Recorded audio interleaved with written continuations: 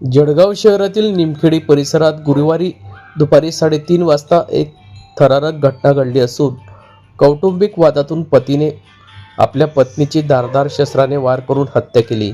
दीपाली नितीन सोनवणे वय 28 असं मृत महिलेचे नाव आहे। गुरुवारी 19 मार्च रोजी दुपारी जेव्हा घरात कोणीही नव्हते तेव्हा पती नितीन सोनवणे वय 35 वर्ष आणि दीपाली यांच्यात वाद झाला।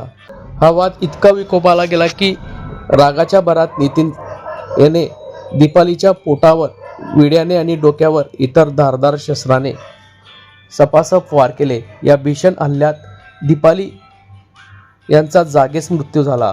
पत्नीची हत्या केल्यानंतर आरोपी पती नितीन सोनवणे याने थेट जळगाव तालुका पोलीस ठाणे गाठले आणि घटनेची माहिती दिली। पोलिसांनी तातडीने त्याला ताब्यात घेतले। नितीन आणि दीपाली हे दोघेही हातमजुरी करून उदरनिर्वाह करत होते। पश्चात 2 मुले, 1 मुलगी आणि वृद्ध सासू असा परिवार आहे। या संदर्भात पोलीस उपअधीक्षक नितीन गणापुरे यांनी अधिक माहिती दिली। जळगावच्या निमखेडीमध्ये पतीने पत्नीची हत्या केल्यानंतर तो स्वतः पोलीस स्टेशनला नेमकं काय घटना? जळगावच्या निमखेडी शिवारामध्ये नितीन विजय कोळी वय 34 वर्ष, राहणार शिरसाळ साखळी तालुका यावल, तो मागील 6 वर्षापासून निमखेडीमध्ये राहतोय। पत्नीच्या असणाऱ्या अनैतिक संबंधाच्या संशयावरून त्या पत्नीला विटा आणि विळा हा गळ्यावर त्याचबरोबर पोटावर मारून खून केलेला आहे। त्याचबरोबर तो पोलीस स्टेशनला हजर झाला होता आज रोजी।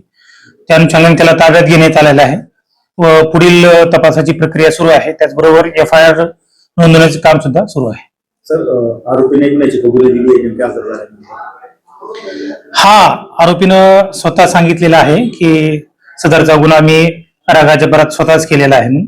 तरी देखील आपण इतर साक्षीदाराच्या माध्यमातून तपास करत आहोत। सर, त्यांच्यामध्ये काही दिवसांपासून वाद सुरू असल्याची देखील प्राथमिक माहिती समोर आली। काही आरोपींनी त्याबाबत सांगितलं नाही? हा, आरोपीने अशी माहिती दिली की मागच्या 4 वर्षापासून त्यांच्यामध्ये वाद सुरू होते आणि ते बऱ्याच वेळा एकमेकापासून दूर राहिलेले आहेत किंवा ती निघून गेलेली आहे बऱ्याच वेळा। त्यानंतर परत घरी येऊन राहिलेली होती, त्यांचे वाद सुरूच होते।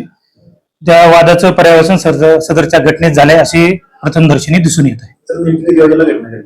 सदरची घटना ही आज रोजी दुपारी 3:30 घडलेली आहे। सर, आरोपीने काही सांगितलं पत्नीचं कोणासोबत अनैतिक संबंधाचा संशय होता असं काही सांगितलं नाहीये? तो तपासाचा भाग आहे, त्यामुळे आम्ही काही डिस्क्लोज करू शकत नाही।